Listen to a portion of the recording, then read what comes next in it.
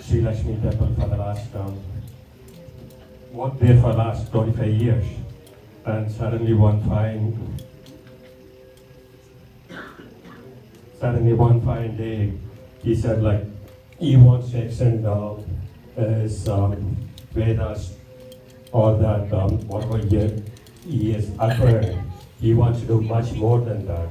But unfortunately, his Guruji, he had different kind of assignments for him. His Guruji, Sri Sadashivam, he had a different assignment. He sent 4 Sahasralingas to his house and all the other deities to his house. And his Guruji says, his Guruji, he did 1,000 times Chandi Homa in 100 days in his house before we, install in his house. And that's how he started. Whatever pujas you see here, we used to perform when all the idols was in his house. And in 2015, when he had some health issue, he said to Lord Shiva, hereafter you're not going to be my guest, I'm going to find a separate place for you. So that's how, when we started looking out for a place, we found a place in Bellingham. And we moved close to 7 tons of idols from Ashland to Bellingham. And these are the videos, like you're going to see next 1 minute, how we moved the idols from Ashland to Bellingham here. Yeah, you can run it on the slides. Ganesha coming inside Bellingham Temple. Yeah, you can go to the next one. Next one. Next Shiva. Next Rambal. And as you all know, after that we started doing the Kumbhabhishekam in 2016 December. And last year,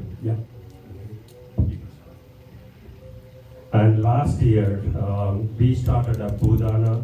We were looking out for a separate place to build a temple, and all the devotees helped us to procure the land in Bellingham. We recently bought land, and I think Ravi is going to talk more about what are the obstacles we face to procure the land. I'll hand over the mic to Ravi. Thanks. Thank you, Ganesh. So, for the wonderful introduction to how the temple, the evolution of the temple from Ashland to Bellingham. What I'm going to talk about next few minutes is to give you from what happened from the time the temple moved to Bellingham. So we have, as you heard from Bhairava Mama and others, we have procured a land, Ganesh. So from the time the temple was moved here, the Kumbhabhishekam was held in November 2016. We've been starting to identify parcels of land to have a permanent place for the temple. As you can see, we are very quickly outgrowing the space. You can see the energy levels in the Linga and the Ambal. You can really feel the vibe. And we are very fortunate in a period of a year, we were introduced to a parcel of land here, which is not too far away. This is where we are, 15 North Main Street. So it's about 2.5 miles south in 866 South Main. It's a 17 acres parcel of land that we identified. Of course, we looked at many pieces of land in Bellingham and other towns. It so happened that Bellingham appears to be the town that Ambal and Omkareshwar prefers to reside permanently. So we are fortunate to Remax and other real estate agents. We identified this piece of land here. So once we identify the land, I'm just going to quickly go through the process of what happened over the periods, because all of you have donated to the parcel of land. We just want to share the information of how we actually went through the process. As soon as we identified, we appointed an attorney. We spoke with different attorneys in the region, Cornetto, Fico in Franklin, Sonia Slami in Newton, here Danvers. We ended up going with Sonia Slami because we are very familiar with the transactions, and they were willing to represent us from a buyer's perspective in terms of all the processes and conditions that we need to put in the purchase and sales. So the purchase and sales was signed in January 2018 with conditions. So what I mean by conditions is that we identified the parcel of land, but what we wanted to ensure is that the land was appropriate for our project. So we didn't want to purchase the land and then realize later the town is not giving the approvals or the land is not suitable for the particular purposes. So we put two clauses in the purchase and sales. One is whether the site is suitable for the temple building, and second is whether it's environmentally safe. So provided these two conditions are met, then we were going to go for the closing. So this was a long process. It took over 9 months. So once we have signed the purchase and sales, we had to appoint an engineering firm to actually go through the process of really understanding what the site is about and coming up with engineering drawings and plans.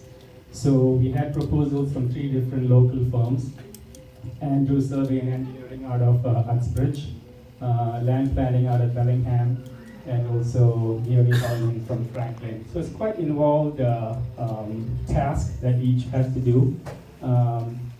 We ended up going with Andrew Survey and Engineering because they were the most skilled in terms of what we actually wanted for our purposes. So all of you have probably seen this in various parts of the wall. So this is the first thing that we did once we appointed the engineering firm, is come up with a conceptual plan. So what a conceptual plan is that before any formal engineering drawings are in place, we just want to have an idea. So this is where Bairal Mama came in, Mangla Mami, everybody, and all their family members from India, brothers.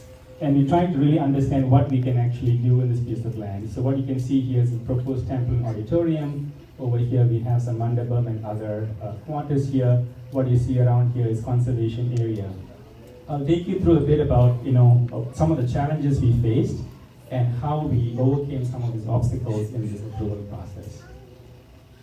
So once the conceptual plan was in place through Andrews Engineering, we had to present this to the town of Bellingham. So to get their feedback before a formal proposal was in place. Sorry, I'm not walking in here. Okay. So there's 2 main planning divisions here. One is the planning board that's responsible for the overall projects in Bellingham, and second is the conservation commission. So out of the 17 acres of land that we have, about 7+ acres is wetland. So which means it's all natural habitats and other species that's living there.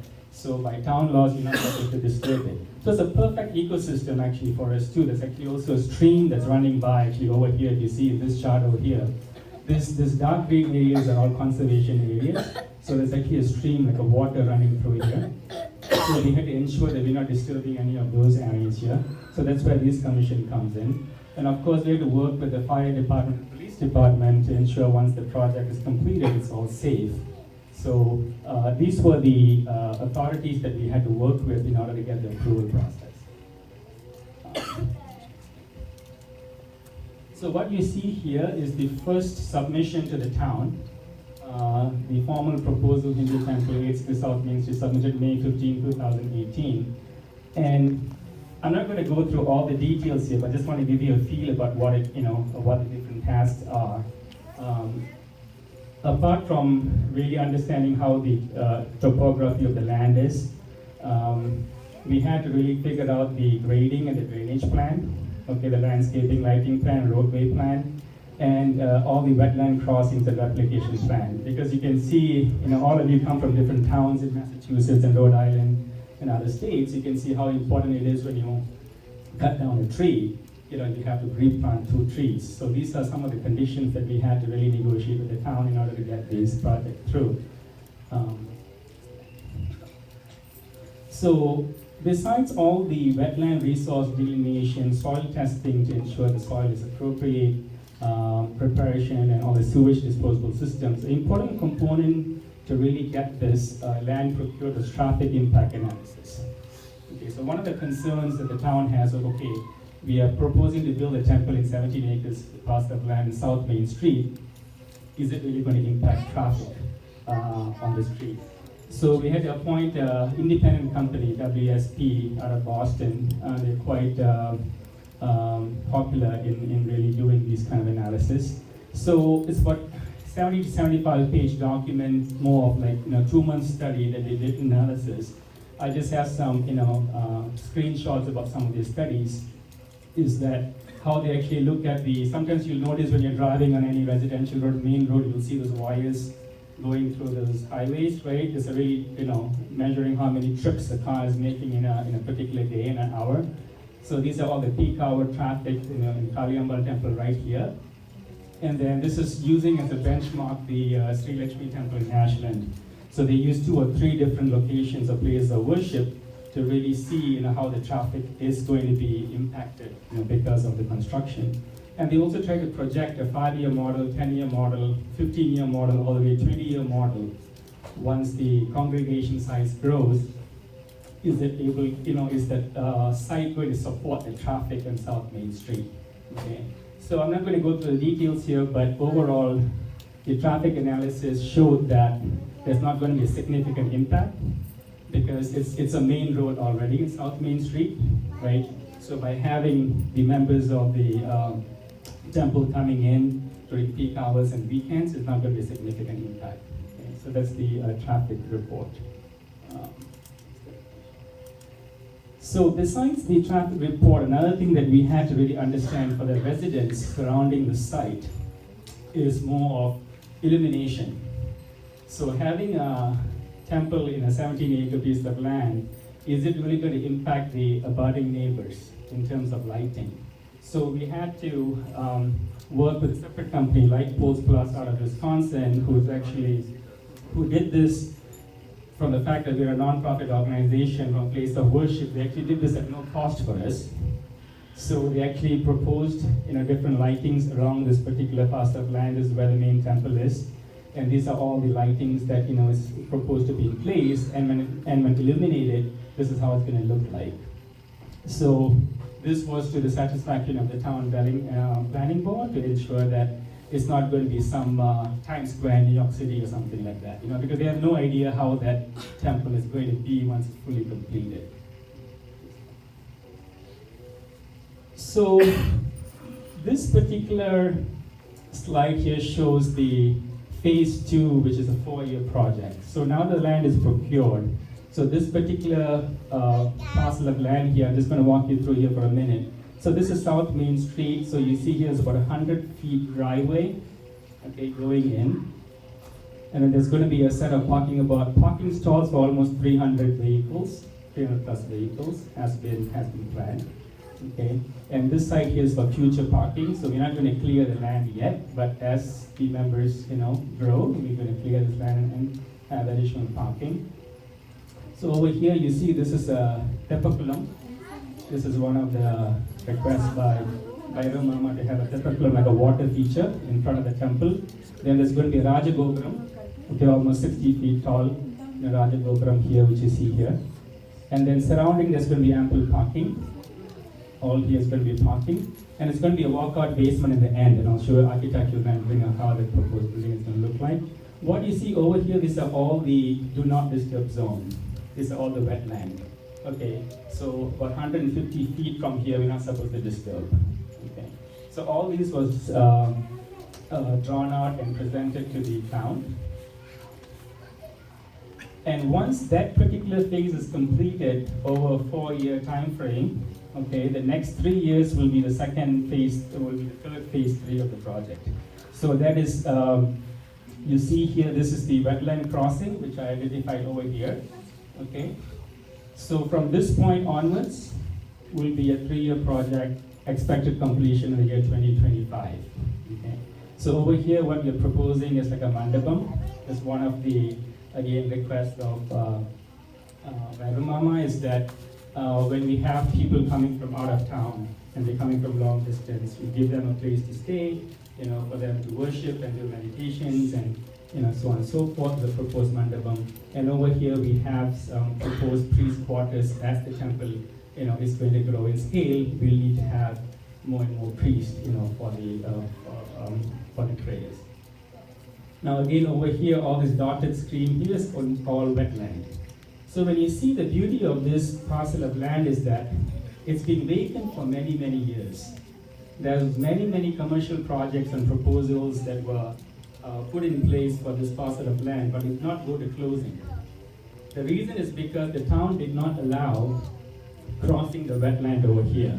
So although they purchased 17 acres piece of land, they could only use the left side of it over here. So this is the first time magically the town, with our efforts and from a proposal from an engineering firm, allowed us to cross this and also develop this parcel of land. So it's pretty much a miracle. Every time we came through an obstacle, it was somehow magically cleared. Yeah. So moving on to August now, we had the first public hearing, from the town residents. Okay, so this is where we actually open up the entire project to the town residents and explain to them essentially what we're explaining here, except in more detail. So you wouldn't believe that the place was crowded, it was jam-packed. Everybody's curious, what's going on? What are you going to do here? How is it going to impact me? How is it going to impact my property that's abutting the temple? So there's question and answers, and all those went on, and this went on for almost 4 hearings. So after 4 hearings in October 2018, with the grace of Omkareshwar and Karyambal, approval was granted.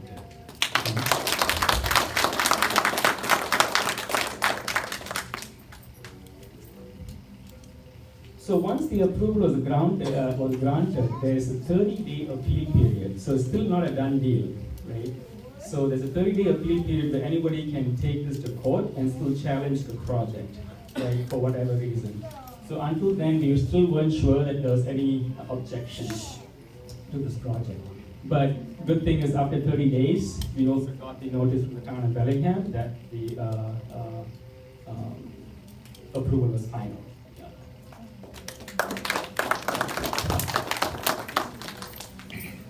So just a minute on the Conservation Commission. Likewise to the Planning Board, we had to go through the same exercise with Conservation Commission, and they don't care about the building, okay? They don't care about the building or what we're going to do on site. They only care whether we're going to disturb the wetland. Okay? So once you have fulfilled all their requirements, ensure we're not disturbing any of the wetland. Okay, next slide. After 4 hearings and explaining to them the nature of the project, they also approved this particular plans. Okay. One final phase of approval, which is one of the conditions in the purchase and sales, is the environmental clearance. Because we have to ensure that the parcel of land does not have any toxic waste, does not have any spilled previous underground oil tanks or anything, pesticides or anything like that. So we appointed a company called Enstrat out of Westboro, and they went through 100 years of title and deeds and history in terms of what the condition of the site was, what was used for in the past, and tested the soil. And they also gave the clearance. There was no hazardous waste or any other materials found on site, and which is safe for a particular purpose that we are intending this land for. So with all the clearance, closing of 860 South Main Street happened on November 19, 2018, represented by our attorney, Sonia Salami's office in Newton. Sellers attorney. The sellers, by the way, are of South Carolina. So they are a well-respected couple.